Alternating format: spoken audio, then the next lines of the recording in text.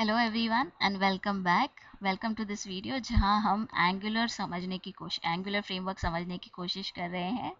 हमने last video में एक पूरा एंगुलर का एप्लीकेशन क्रिएट करके रन कर दिया था, तो अगर आपने वो वीडियो नहीं देखा है तो प्लीज़ उसको देखिए, बिकॉज अदरवाइज आपको ये वाला पार्ट, ये वीडियो ज़्यादा नहीं समझ आएगा।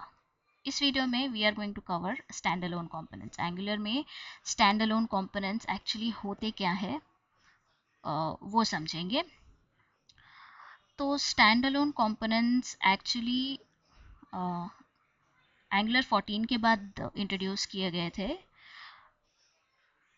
सो लेटेस्ट वर्जन ऑफ एंगुलर में हमेशा आप स्टैंड अलोन कंपोनेंट्स क्रिएट कर सकते हो। जब आप क्रिएट कर रहे हो तब आप टैग देते हो उसको, और कंपोनेंट्स तो आप क्रिएट यूजिंग अ कमांड ही कर रहे हो, जस्ट एक टैग दे देते हो hyphen hyphen stand alone.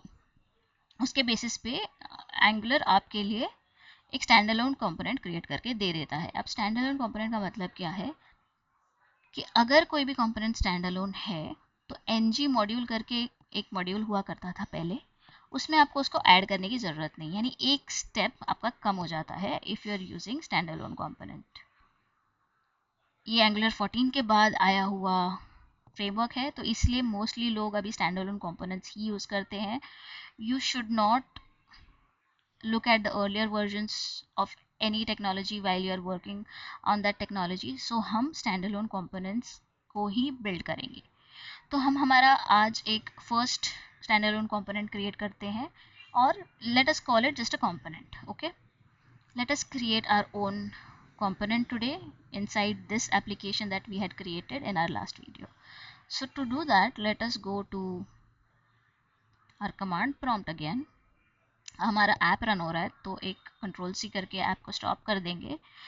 And angular का कंपोनेंट क्रिएट करने का एक कमांड है, वो समझ लीजिए आप।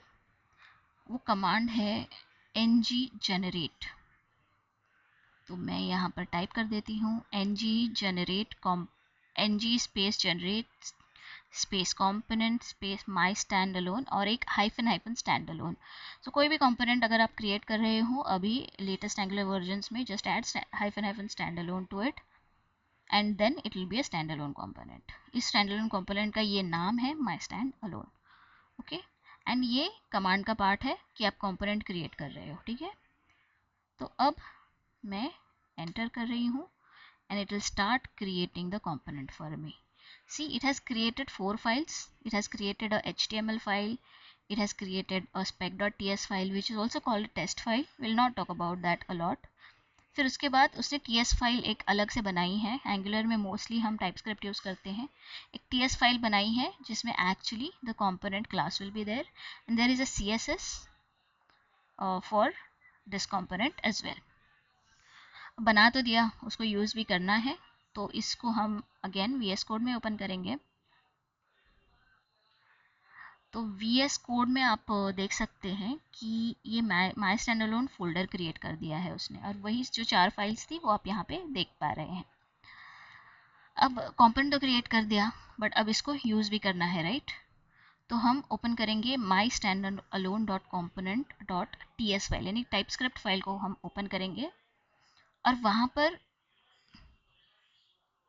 मतलब सबसे पहले उसको देखेंगे कि उसके अंदर क्या क्या कंटेंट है एग्जिस्टिंग फाइल में। तो ये है वो माई स्टैंड अलोन। तो अब देख सकते हैं कि ये सारे कंपोनेंट्स है, इसमें एक इंपोर्ट कंपोनेंट है फ्रॉम एंगुलर कोर और एक export class my standalone component है। तो I think we are okay, just that हमें CSS देने की ज़रूरत नहीं है right away. Let's remove this CSS, हम कुछ नहीं देने वाले हैं।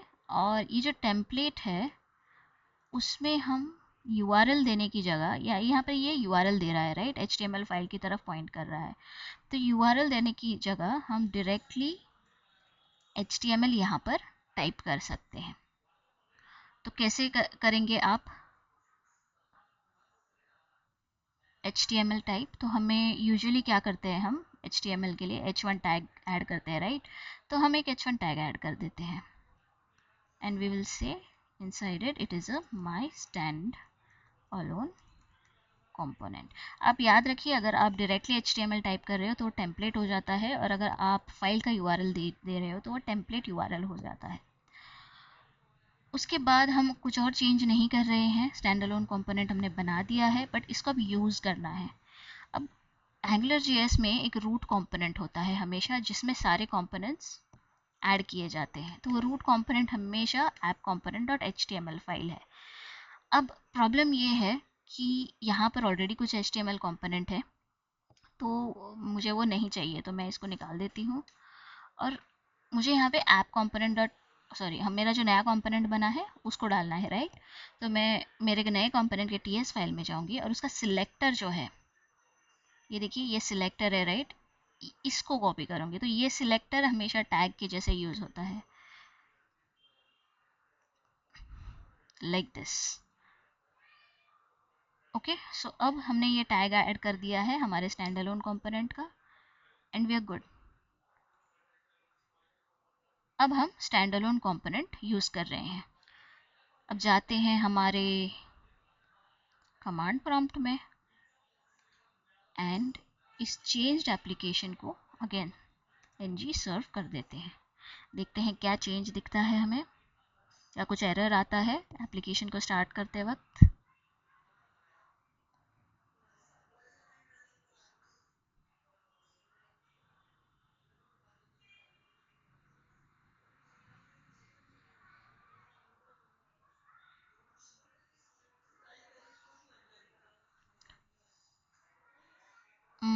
ये एरर मैं देखती हूँ, just give me a second.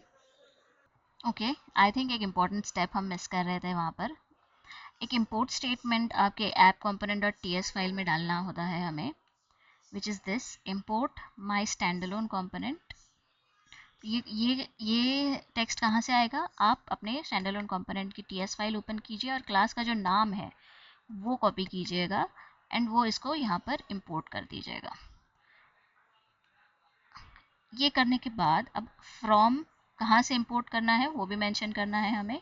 From single quotes then dot. आप जब डॉट देंगे तो वो आपको कुछ फोल्डर्स क्रिएट करके आपको कौन सा कंपोनेंट, देखिए माई स्टैंड अलोन फोल्डर में मेरा स्टैंड अलोन कंपोनेंट है, राइट। तो मैं उसको सिलेक्ट करूंगी, and then I can select the component name also. It is only the component okay that you have to import. उसको इम्पोर्ट करने के बाद इस कंपोनेंट को मुझे इम्पोर्ट्स में यहाँ पर पेस्ट करना है। ये दो ही चीज़ें मैंने की है, और अगर एग्जिस्टिंग कोई इम्पोर्ट्स है तो उसको निकाल दीजिएगा, उसकी ज़रूरत नहीं है हमें, एटलीस्ट राइट नाउ। इतना करने के बाद सॉरी आई थिंक मैंने आपको VS कोड में दिखाया नहीं what changes I have done. So I have imported this my standalone component which is the class file from here. My standalone component जो हमने TS फाइल जनरेट करवाई है वो क्लास फाइल लेके app.component.ts ओपन कीजिए और उसके अंदर इंपोर्ट कर दीजिए फ्रॉम द फोल्डर। अब ये जो पूरा टेक्स्ट है उसको आपको याद करने की ज़रूरत नहीं है, आपको सिर्फ सिंगल कोट्स देने हैं, डॉट स्लैश लिखना है, और आपको ये फोल्डर माई स्टैंड अलोन दिख जाएगा। फिर उसके बाद अगेन स्लैश देना है, आपको फाइल भी दिख जाएगी। डॉट स्पेक फाइल नहीं लेनी है, सीधे सीधे कंपोनेंट फाइल लेनी है। और बाद में इंपोर्ट्स में app.component.ts इस फाइल के अंदर इंपोर्ट्स में माई स्टैंड अलोन कंपोनेंट को मेंशन कर दीजिए। अगर एग्जिस्टिंग कोई और कंपोनेंट्स है तो उनको निकाल दीजिएगा, they are not needed.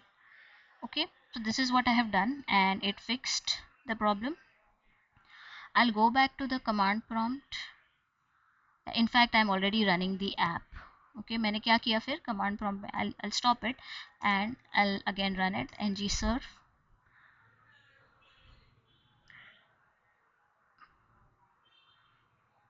Okay, it has started running. Now I'll go to the browser and अब देख सकते हैं कि मेरे को मेरा my standalone component I'm able to already see. So this was the component that we added, right? Let us check once more.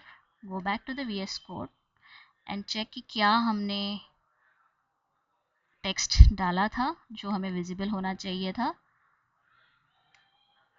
इस TS file component के TS फाइल में जाके देखिए आप, ये टेम्पलेट डाला था हमने माई स्टैंड अलोन कंपोनेंट्स, यही हमें विजिबल था हमारे पेज पे। सो हमने एक स्टैंड अलोन कंपोनेंट सक्सेसफुली इस वीडियो में बना लिया है। आप मुझे बताइएगा कि इसमें अगर आपको कुछ क्वेश्चंस है तो कमेंट सेक्शन में मुझे ज़रूर लिखिएगा। मैं जितना हो सके आंसर करने की कोशिश करूँगी। और अगली वीडियो में हम जानेंगे डायरेक्टिव्स के बारे में। एंगुलर में डायरेक्टिव्स क्या होते हैं वो जानने की हम कोशिश करेंगे। Thank you so much for tuning in. Bye.